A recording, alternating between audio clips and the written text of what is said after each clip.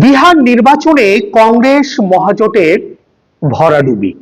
মূলত এর পেছনে কি কোনো রাজনৈতিক ব্যর্থতার কারণ নাকি অন্য কিছু? এই মুহূর্তে আমরা বিহার বিধানসভা 2025 যে ফলাফল তা নিয়ে অ্যাডভান্স নিউজ বাংলার পর্দায় আলোচনা করব। প্রথমে আপনাদের সকলকে জানাই এন বাংলার পর্দায় স্বাগত। আপনাদের সাথে আমি এই মুহূর্তে রয়েছি আব্দুল সামাদ। বিহারের দিকে তাকিয়েছিল গোটা ভারতবর্ষ যে বিহারের রাজনীতি, বিহারের ফলাফল কোন দিকে যাবে, মানুষ মূলত বিহারে কাকে বেছে নেবে।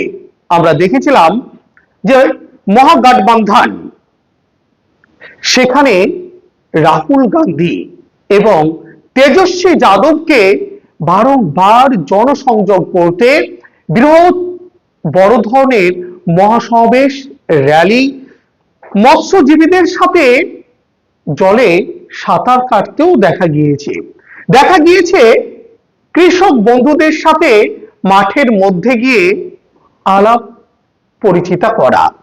তার পাশাপাশি আমরা দেখেছিলাম এনডিএ জোট অর্থাৎ বিহারের সেই নীতিশের কথা না বললেই নয়, যার দিকে ভরসা করেছিলেন দেশের প্রধানমন্ত্রী তথা নরেন্দ্র দামোদর দাস মোদী। মানুষজন বলছিলেন, রাজনৈতিক বিশ্লেষকরা বলছিলেন যে এবার হয়তো বিহারের পরিবর্তন সম্ভব। এনডিএর বাইরে বেরিয়ে মহা যে গঠবন্ধন, সে মহাগঠবন্ধনে বেছে নেবে বিহারের মানুষ। মুখ্যমন্ত্রী হিসাবে প্রথমতই মহাগঠবন্ধন থেকে ঘোষণা করা হয়েছিল লালু প্রসাদ যাদবের ছেলে তেজস্বী যাদবের কথা। কিন্তু পরক্ষণে যখন 14ই নভেম্বর ফলাফল প্রকাশিত হতে শুরু করলো, তখন একের পর এক ভরাডুবি। মূলত এর পেছনে কারণগুলি কি কি, এই নিয়ে প্রশ্ন উঠছে। রাজনৈতিক বিশ্লেষকরা প্রশ্ন উত্তর দিচ্ছেন। চিন্তা ভাবনাই বা কি ছিল বিহারের মানুষের, সেই দৃশ্য আপনারা মেইনস্ট্রিম মিডিয়া, পত্রপত্রিকা, নিউজ পোর্টালের মাধ্যমে দেখতে পেয়েছেন।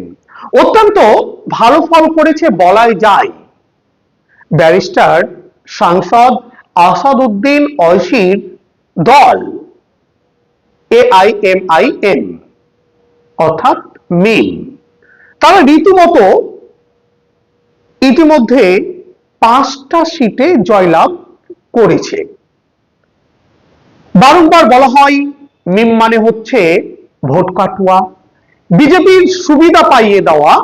তবে বলতেই হয়, না বললে নয়, আজকের যে রেজাল্ট, আজকের যে বিহারের ফলাফল, সেখানে বিভিন্ন জায়গায় বিভিন্ন আসনে দেখা গিয়েছে মিমের যারা প্রার্থী ছিল, অর্থাৎ ব্যারিস্টার সাংসদ আসাদুদ্দিন ওয়াইসির দলের যারা প্রার্থী ছিলেন, অনেকেই কেউ 1000 ভোট, 1200 ভোট, 800 ভোটে পরাজিত হয়েছেন। তাহলে জানতে হবে যে বিহার সহ ভারতবর্ষের মাটিতে একটি গ্রহণযোগ্যতার জায়গায় দাঁড়াচ্ছে মিম। তবে প্রথমত বিস্তারিত আলোচনায় আসার আগে কি কারণে বিহারের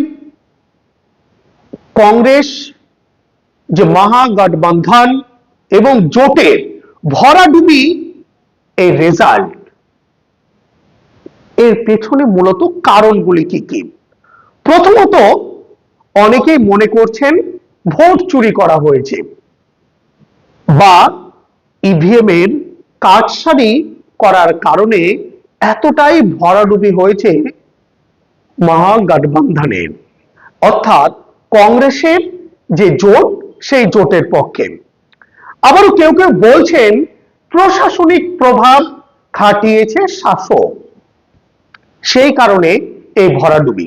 আবারও কেউ কেউ বলছেন নিঃসন্দেহে ইভিএম এর কারণেই মূলত এই রেজাল্ট। আবারও ঠিক লাস্ট দফার যে ভোট বিহারে, তার আগের দিন দেশের রাজধানীতে ব্লাস্ট। তাহলে কি সেই ব্লাস্টের ন্যারেটিভ আছড়ে পড়ল বিহারের মাটিতে? এই একাধিক প্রশ্ন যেন ঘুরপাক খাচ্ছে সারা ভারতবর্ষ জুড়ে। তবে প্রশ্ন উঠছে, বিহারের আজকে তবে বাংলায় পড়তে পারে? তাহলে কি তৃণমূল কংগ্রেস পরাজিত হয়ে বিজেপি সরকার গঠন করতে পারে? তবে ইতিমধ্যে বলেছেন তৃণমূল কংগ্রেসের মুখপাত্র কুণাল ঘোষ যে বিহারের ভোটের সাথে বাংলার ভোটের কোনো ইফেক্ট পড়বে না। রাজ্যের মুখ্যমন্ত্রী তথা তৃণমূল সুপ্রিমো মমতা বন্দ্যোপাধ্যায় যতদিন রয়েছেন, অভিষেক বন্দ্যোপাধ্যায় যতদিন রয়েছেন, ততদিন এই বাংলায় বিজেপির কোনো জায়গা নেই, এমনটাই কিন্তু জানালেন প্রেস কনফারেন্স করে তৃণমূল কংগ্রেসের মুখপাত্র কুণাল ঘোষ। তার পাশাপাশি কংগ্রেসের মধ্যেও যেন একটি চিন্তাগ্রস্ত ছাপ দেখা যাচ্ছে। এতটা ভরাডুবি কিভাবে হয়, যে বিষয়টি আপনাদের আমরা জানিয়ে রাখলাম যে এর পেছনে মূলত কারণ কি। কারণের মধ্যে উঠে এসেছে 4-5টি বিষয়। একাধার হচ্ছে রাজনৈতিক ব্যর্থতা, কংগ্রেস এবং আরজেডি অর্থাৎ মহাগঠবন্ধনের যে জোট, সেই জোটে কি কোথাও রাজনৈতিক ব্যর্থতা রয়েছে, নাকি এর পেছনে লুকিয়ে আছে অন্য কোনো গন্ধ? সেটি হতে পারে ভোট চুরি, যেটি অনেকেই ইতিমধ্যে বলছে বিভিন্ন জায়গায়, হতে পারে প্রশাসনিক প্রভাব, এমনটাও কিন্তু অনেকে অভিযোগ তুলছেন। তার পাশাপাশি আবারও কেউ কেউ অভিযোগ তুলছেন যে ইভিএম এর কারচুপি। আবারও কেউ কেউ বলছেন ঠিক বিহারের নির্বাচনের আগের দিন দেশের রাজধানীর মাটিতে বোম ব্লাস্ট।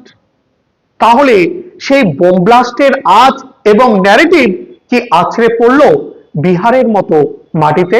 এই যে একগুচ্ছ প্রশ্ন, এই প্রশ্ন নিয়েই কিন্তু মহাগঠবন্ধন তাদের মধ্যে আলোচনা শুরু করেছেন।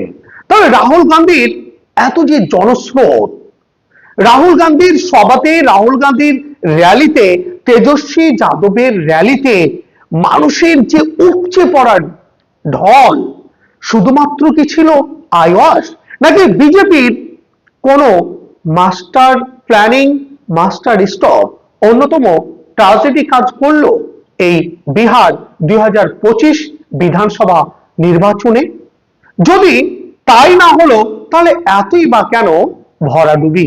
এই নিয়ে এন বাংলার পক্ষ থেকে আমরা একাধিক সেখানকার যে সমস্ত বিষয়গুলি রয়েছে, কি কারণে ভরাডুবি হতে পারে, কি বা কারণে ভরাডুবি হয়েছে, সেই সমস্ত বিষয় নিয়ে আপনাদের সম্মুখে আমরা অ্যাডভান্স নিউজ বাংলার পর্দায় তুলে ধরেছি।